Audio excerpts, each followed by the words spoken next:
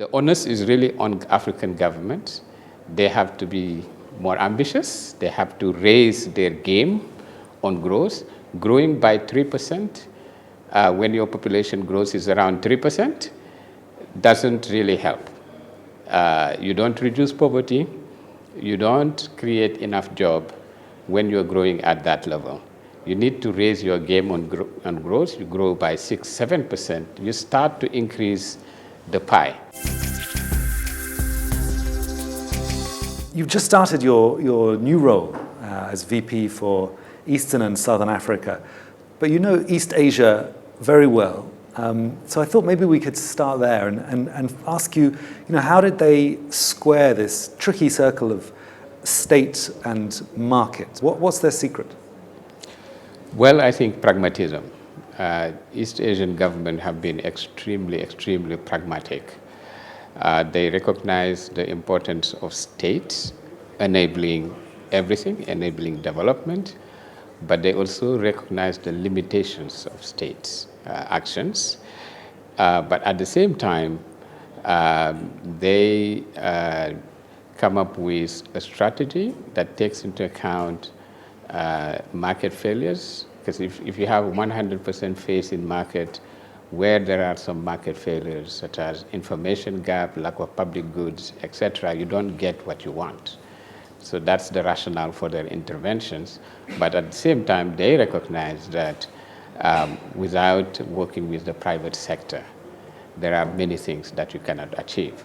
And if you look at all East Asian countries, or most of them, regardless of the nature of the regime, they have leveraged private sector very effectively to create jobs and to grow their economy. Okay. How can African countries learn from that experience? No, I think African countries are already on that path. Perhaps what we need is to be more deliberate about that relationship between the private sector and the public sector, and to be more consistent across it, right? So, so my sense is that at this stage, without that productive alliance, or that in this forum you call it New Deal, or partnership between the public and the private sector, a lot of the things that we want to see in Africa will be very slow to achieve, right? Because government doesn't have enough resources, and private sector has access to resources. Government doesn't necessarily has the expertise to do certain things that the private sector can do.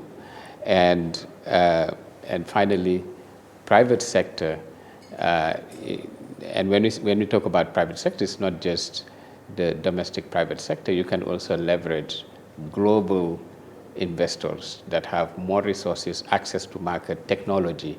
You can leverage them for the benefit of your country. So what we are seeing in Africa, we cannot say that Africans are not doing it. I think they should perhaps raise their game in this area, and they should, I think, be bolder and be more specific in this partnership with the private sector. Are there ways that governments, for example, in East Africa, who want to tap in to Asian demand, they think, okay, there's middle classes emerging, there's Beijing supermarkets which deserve to have Kenyan coffee products or Rwandan. I believe the Rwandan Development Board has helped in the tricky marketing and packaging so that they can send things directly to China. If there was going to be this New Deal, this partnership, what would that look like in this sort of concrete example of Asian demand and East African produce? I very much believe that this is possible and it will happen, but it won't be automatic, right? I think government will have to do the hard work of putting in place the right environment for that to happen. You need the basic infrastructure, right? If you want to do this export to Beijing, as you mentioned, at scale, you have to have power. It is really critical for the private sector and businesses in Africa to be able to access reliable electricity and affordable electricity so that they can compete with others. Penetrating the Beijing market is not something that only African businesses are eyeing. African businesses will have to compete with businesses from other continents and even within Asia itself. So, and if those competitors have access to better power and more affordable power, there's no way you will be competitive in the Beijing market. You won't be even competitive in your own market, not to mention that. And that's why Africa imports a lot, because others are able to supply to customers. And I would mention also the importance of the regional market, because sometimes before you get all the way to Beijing, which can be very complicated, your proximate markets are the markets in the region. But the tariff barriers, the non-tariff barriers, the lack of cross-border connectivity, all of those are obstacles that prevent that firm in Rwanda to export in the local regional market, not to mention to Beijing. I think all of that is relatively well known. It's about executing, doing it, right? And the World Bank is very, very committed and has been working very hard as a group with World Bank, IFC, and MIGA together, combining all our tools and instruments to support countries to do that. We have seen some countries that have actually made progress in that area, but we are very far from where we should be in terms of putting in place the right environment for job creation, growth, and exports. So let's drill down on that execution piece, especially on infrastructure, because it does seem to be the thing which is holding the continent back, making the price of bringing a container in or out so high, reaching, and I think Côte d'Ivoire is a fantastic exception. They've managed to push tarmacked roads well into the interior, secondary roads as well. So it's now, if you go to the markets here, you won't be paying crazy prices for the produce because it's easier to get it up and down. So suddenly you're connecting the markets in Abidjan to the fields around Gorogo, and that's great news. But it's not the case in many, many other African countries. And then the block to getting a good pipeline of infrastructure projects appears to be the lack of developers. It seems to be very hard to get the people who can do those early stage work for infrastructure projects. How do we finance 10 or 20 AFCs? They're a good project developer. How do we get 1,000 of these on the continent? No, I would say that there are lots of interest in developing that in Africa, because Africa has the largest infrastructure gap, therefore the largest opportunities for investment in the world. And the return on investing in infrastructure in Africa, once it is properly de-risked, is very high. Right? The risk-adjusted return on investing in any infrastructure, in most infrastructure areas in Africa, is very, very high, as some of the investors that have invested could tell you. Now, the challenge is that we are coming back to this partnership between public sector and private sector. For many areas of infrastructure, if as a private developer, I actually make my calculation, given the price of electricity that is in the market or the price of water, it may not be profitable for me to make that investment. So somebody has to make my investment viable.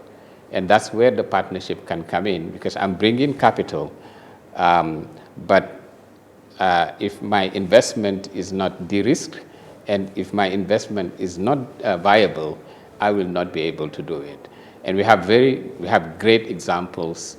For example, in the power sector, there's this very big project in Nigeria whereby there's a boom in mini-grid development right now. Why? Because the World Bank and the government of Nigeria have found a way to make that investment viable using a result-based approach, whereby once you collect a village, the World Bank will provide this sort of viability grant that allows you to break even. We also have examples in the road sector and even in the water sector. I think these are proven cost-effective solutions that just can be scaled up.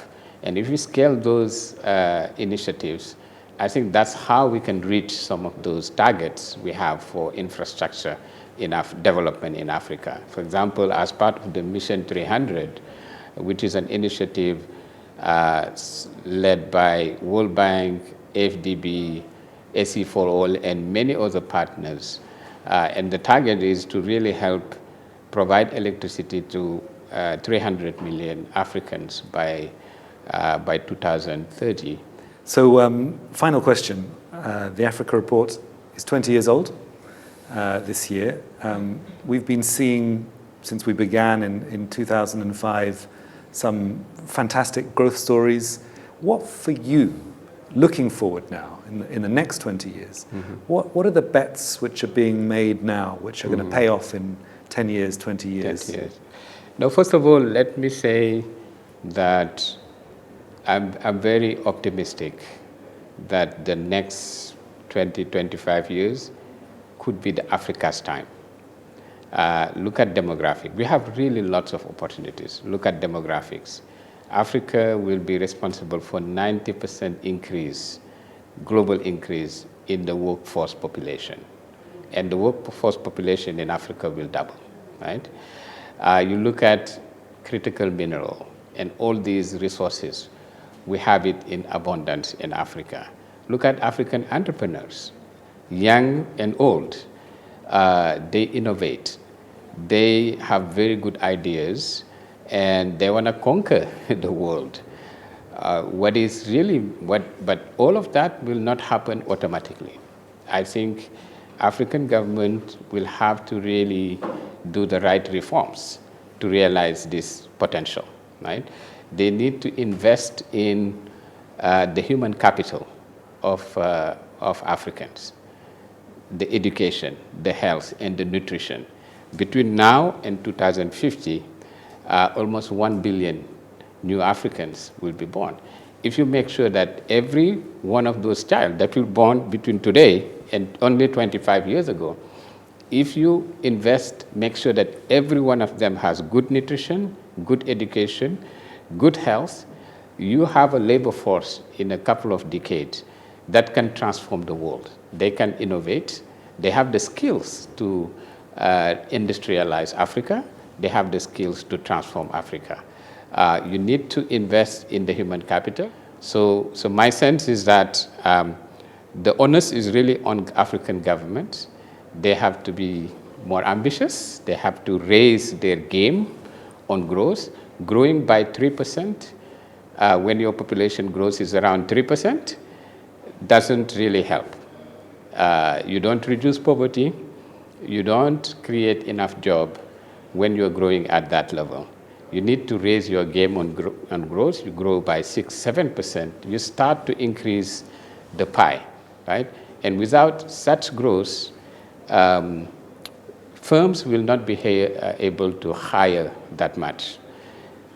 Startups will not be able to scale, right? And even the government will not have the fiscal muscles to invest in those very foundation of the private sector-led growth, such as those infrastructure that I mentioned, power, road. Growth will not be the solution to everything, but it will really enable the environment. And at the root of many of the challenges many African countries are managing right now, it's just low growth, right? It really gives you the margin of maneuver to manage shocks, to manage your debt in a comfortable way, and to also create jobs and create prosperity. Now, having said that, I think it is really important to also for government to be very proactive to make sure that growth is inclusive. Because what we see in many countries is that you may have the 6 or 7% growth, but a lot of people in the country are disconnected from that growth.